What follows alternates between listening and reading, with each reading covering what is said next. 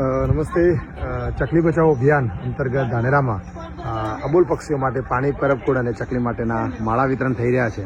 આજે પાટણ આવ્યો છું મેહુલભાઈને ત્યાં, અને અહીંયા કુંડા લેવા માટે. એક નાનકડી બેબી જે કુંડા જે તૈયાર થયા છે એમાંથી એક એક કુંડું લાવી અને ગાડીની અંદર જે અમે કુંડા મેહુલભાઈ અને એમનો પરિવાર, એમના પપ્પા બધા કુંડા અહીંયા ગોઠવી રહ્યા છે. તો એ પણ પોતાનું યોગદાન આપી રહી છે.